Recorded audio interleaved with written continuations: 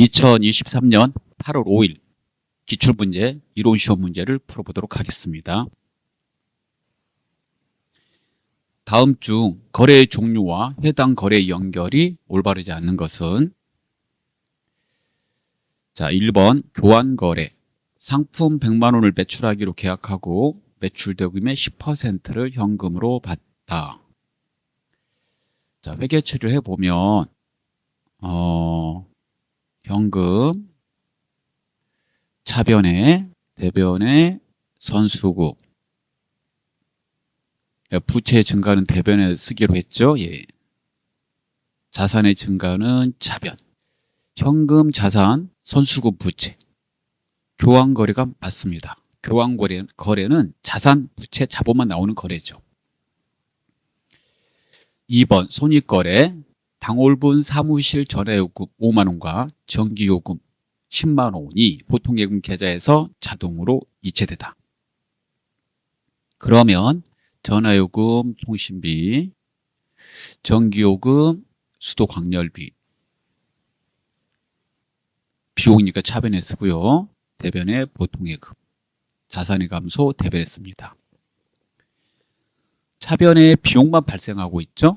차변이나 대변에 비용만 발생하거나 수익만 발생하면 이 거래를 손익거래라고 합니다.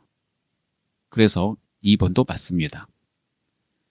3번 손익거래. 사무실을 임대하고 1년치 임대료 60만 원을 보통예금 계좌로 입금받아 수익계정으로 처리하다. 그러면 차변의 보통예금, 대변의 임대료 이렇게 되니까 손익거래가 맞습니다. 자, 그러면 하나밖에 안 남았으니까 4번이 틀렸다는 말이죠. 일단 정답은 4번이 되겠고 내용을 읽어보겠습니다. 혼합거래 이렇게 돼 있고요. 단기차입금 100만 원과 장기차입금 200만 원을 보통예금 계좌에서 이체하여 상환하다. 차입금은 부채죠. 상환했으니까 부채 감소가 돼야 되므로 차변에 써야 됩니다. 부채 감소 자리가 차변이니까 단기차입금, 장기차입금, 그리고 대변에는 보통예금 이렇게 되죠. 그러면 잘 보면 부채하고 자산만 나오고 있잖아요. 자, 그래서 교환거래라고 해야 되겠죠. 정답은 4번이 되겠습니다. 2번 다음 중 결산 시 대손상각 처리를 할 수 있는 계정 과목에 해당하지 않는 것은? 대손상각을 처리할 수 있는 계정 과목은 채권만 처리할 수 있습니다. 대손이라는 말이 받아야 될 돈이 있는데 거래처 파산 등의 사유로 회수할 수 없을 때 이를 대손이라고 하기 때문에 그렇습니다. 이 받아야 될 돈, 즉 우리의 권리죠. 받을 권리, 이걸 채권이라고 하잖아요. 그래서 채권 계정이 아닌 것을 찾으면 되겠죠. 대손 처리할 수 있는 계정 과목에 해당하지 않는 것 그랬으니까 1번 채권 받으러, 2번 미수급 채권, 3번 외상매출급 채권이고 4번 단기차입금만 부채잖아요. 얘가 유동부채죠. 그래서 정답은 4번이 되겠습니다. 3번 다음 중 현금 계정으로 처리할 수 없는 것은? 교재 현금 및 현금성 자산편을 잘 보시면 현금으로 처리할 수 있는 거에 대해서 설명이 상세히 되어 있습니다. 현금으로 처리할 수 있는 거는 현금, 그 다음에 현금 같은 걸 이제 통화라고 그러죠. 그 다음에 통화대형증권에 해당되는 자기압수표, 그 다음에 타인 발행 당좌수표, 우편한 증서, 배당금 지급 통지표, 일람 추급 허음, 그 다음에 사채이자 지급표 등이 있다고 그랬으므로 처리할 수 없는 거는 2번 당사 발행 당좌수표가 되겠습니다. 당사가 발행한 당좌수표는 수표를 발행하면 당자예금 통장에서 빠져나가기 때문에 당자예금으로 회계 처리하죠. 자, 그 다음 4번을 보도록 하겠습니다. 다음 자료에서 상품의 순매입액은 얼마인가? 라고 그랬습니다. 그러면 첫 번째 내용을 보도록 할게요. 상품의 매입액, 단기 상품의 매입액, 이게 총 매입액이 되겠죠. 그러면 5만 원. 매입과 관련되어 있는 부대 비용은 매입액에 포함한다 그랬으니까 더하는 거예요. 52,000원 되고요. 그 다음에 매입 시 발생되는 할인은 빼라고 돼 있어요. 할인도 매입하고 나서 반품한 거. 그래서 매입 환출. 그 다음에 애누리 받은 거. 매입 애누리 빼라고 돼 있고요. 매출 애누리는 나오는 거예요. 매출 애누리를 매출액에서 이제 빼는 거니까 매입하고는 관계가 없어요. 이렇게 계산하면 이게 순 매입액이 됩니다. 그래서 5만원 더하기 2,000원 빼기 3,000원 이렇게 하게 되면 49,000원 3번이 정답이 되겠습니다. 5번을 보도록 하겠습니다. 다음의 거래 요소 중 차변에 올 수 있는 거래 요소는 무엇인가 라고 그랬어요. 거래 8요소를 잘 생각하시면 되겠죠. 수익의 발생 대변이죠. 대변. 비용의 발생 차변 정답이네요. 자산의 감소 대변. 부채의 증가 대변. 6번을 보겠습니다. 다음 중 외상매출금 계정이 대변에 기입될 수 있는 거래를 모두 찾으시오. 외상매출금은 자산 계정이죠. 대변이라는 거는 외상매출금을 회수했다는 거예요. 외상으로 팔면 차변에 써야 되니까 받을 권리가 생겼다고 그래서 자산의 증가. 그 다음에 얘가 대변으로 갔다는 거는 회수했다는 거예요. 자산의 감소. 상품을 매출하고 대금을 한 달 후에 지급받기로 했을 때 그럼 이거 차변이잖아요. 외상매출금. 그 다음에 상품 매출. 이렇게 되는 거죠. 그 다음에 4번. 외상매출금이 보통예금으로 입금되었을 때 회수했다는 말이죠. 그러면 보통예금 회수했으니까 외상매출금 장부에서 빼야 되므로 대변은 외상매출금. 첫 번째 대변입니다. 그 다음 외상매출금을 현금으로 지급받았을 때 그러면 현금으로 받았다는 말이죠. 현금 외상매출금 회수했다는 말이죠. 라번 외상 매입한 상품 대금을 한 달 후에 보통예금으로 지급했을 때 갑자기 왜 외상 매입금이 나왔을까요? 얘는 완전히 다른 계정이죠. 외상 매입금 보통예금으로 지급했을 때 보통예금 이렇게 되는 거죠. 그러면 정답은 다가 돼요. 그래서 2번이 정답이 되겠습니다. 7번을 보도록 하겠습니다. 다음 중 재무상태표상 기말 재고자산이 5만원 과대 계상되었을 때 나타날 수 없는 것. 과대라는 말은 많이 계상됐다는 말이에요. 기말에 재고가 많이 있다는 거는 적게 팔았다는 얘기죠. 그러면 매출원가가 과소 계상돼요. 매출원가 과소. 매출원가가 과소 계상됐다는 거는 매출원가가 비용이잖아요. 그래서 비용이 적게 잡혔다는 거니까 이익이 크게 되겠죠. 이익이 과대 계상 이렇게 돼요. 그래서 이익이 과대 계상된다라고 이제 나와야 되고 매출원가는 과소 계상된다 이렇게 나와야 돼요. 그게 맞는 말이 되거든요. 그래서 이익이 과대 계상된다 그래야 되는데 1번 틀렸죠. 2번은 맞고 3번도 맞죠. 이익이 과대 계상. 기말의 재고는 다음 연도 넘어가요. 그래서 다음 연도 넘어가는 걸 차기이율이라고 그러는데 차기이율되는 재고자산 5만원이 과대 계상된다. 그러겠죠. 예, 이렇게 과대 계상된 5만원만큼이 차기로 넘어가니까 차기에는 5만원이 과대 계상되는 일이 발생돼요. 매출원가하고 관련되어 있는 이 부분을 잠깐 한번 써드릴게요. 매출액에서 매출원가를 빼면 우리가 매출 종익이라고 그러죠. 이렇게요.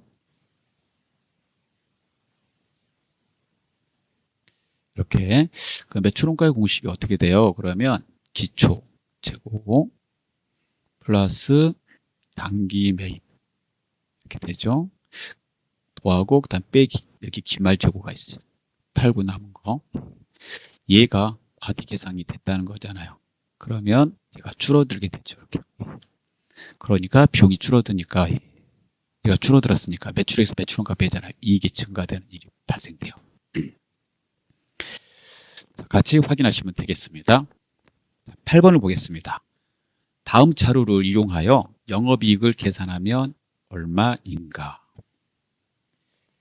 위에다가 다시 써볼게요. 영업이익은 이렇게 크게 계산되죠. 매출액에서 매출원가를 빼요.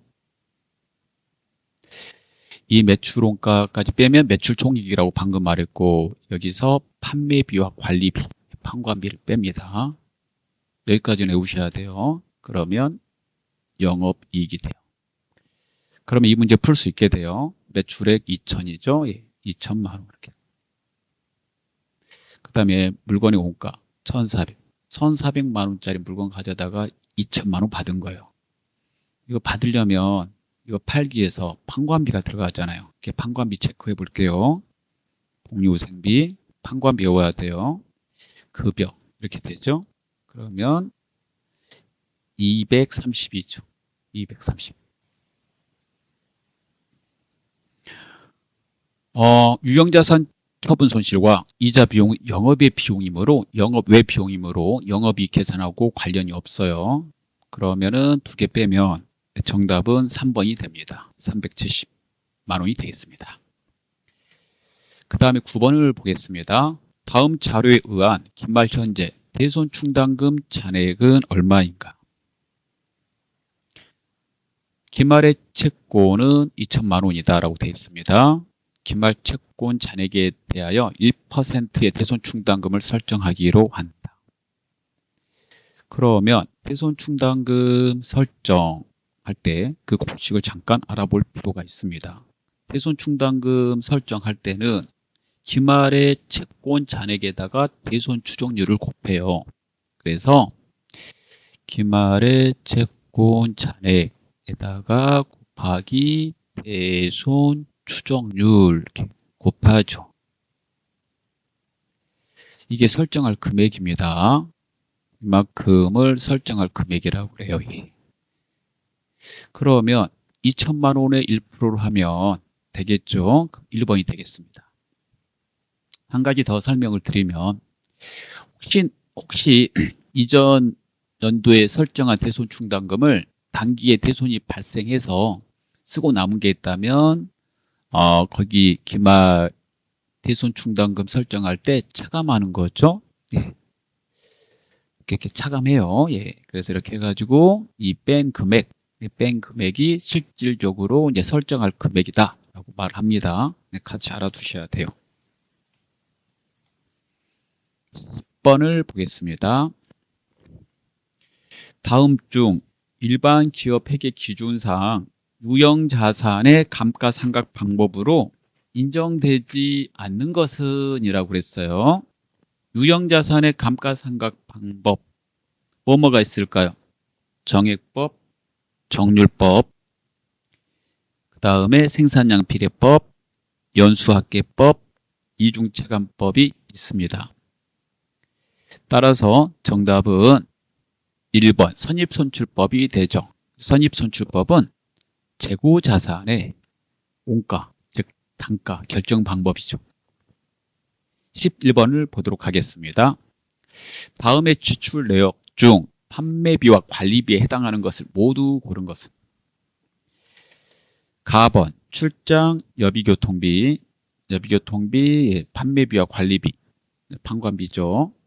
나번 거래처 대표자의 결혼식 환구입비 이거 판관비죠. 기업 업무 추진비 이렇게 이거 접대비죠. 예전에 이름 판관비잖아요. 그 다음에 차입금의 이자는 이자 비용이고요. 그 다음에 유형자산 처분이 이렇게 되어 있는데 이자 비용은 영업의 비용 이렇게 되고요. 유형자산 처분이익은 영업의 수익 이렇게 되므로 판매비와 관리비에 해당하는 것은 가번과 나번만 됩니다. 1번입니다. 그 다음에 12번 보도록 하겠습니다. 다음 중 자본잉여금에 해당하지 않는 것은 자본잉여금은 주식회사에서 쓰는 자본에 들어가는 항목 중에 한 가지죠. 주식회사의 자본은 자본금, 자본잉여금, 자본 조정, 그 다음에 기타 포괄손익, 누계액, 그 다음에 이익잉여금 이렇게 구성되어 있습니다. 자본잉여금은 자본거래, 즉 주식을 발행을 하거나 이를 증자라고 그래요. 그 다음에 주식을 감소, 이를 감자라고 합니다. 즉 증자, 감자하다가 남은 잉여금을 말합니다. 자, 그래서 그 활동을 하다가 남는 거는 뭐가 있냐면 증자하다 남은 돈, 주식 발행 초과금, 감자하다 남는 거, 감자 차익. 감자 등의 목적으로 자기 주식을 샀는데 감자가 안 돼서 다시 처분해서 남는 돈, 자기 주식 처분익. 이 세 개가 자본잉여금에 해당이 돼요. 4번의 임의적립금은 이익잉여금에 해당이 됩니다. 이렇게 세 개를 그냥 외우시면 되겠습니다. 13번을 보겠습니다. 다음 중 유동부채에 해당하는 항목의 합계 금액으로 적절한 것은? 유동부채는 1년 내에 상환해야 되는 부채입니다. 자, 체크해 볼게요. 유동성 장기부채. 원래는 비유동 부채였는데 유동성이니까 1년 내에 상환하는 걸로 바뀐 거죠. 예, 그래서 유동부채입니다. 그 다음에 미지급 비용, 그 다음에 예수금, 그 다음에 외상매입금. 장기차입금은 비유동 부채고요. 선급 비용은 자산이므로 여기에 체크한 것만 합산하시면 정답은 2번이 되겠습니다. 자, 그 다음 14번 보겠습니다. 다음 중 당좌자산에 해당하지 않는 항목은? 자, 정답은 4번이 되겠습니다. 건설 중인 자산은 유형자산에 해당이 되죠. 15번. 다음 중 유형자산에 대한 추가적인 지출이 발생했을 때 단기 비용으로 처리할 수 있는 거래를 고르시오. 유형자산 취득 후에 발생되는 지출을 유형자산에 대한 추가적인 지출이라고 합니다. 그 지출에 두 가지가 있어요. 첫 번째 자본적 지출가 있고요. 두 번째 수익적 지출이 있습니다.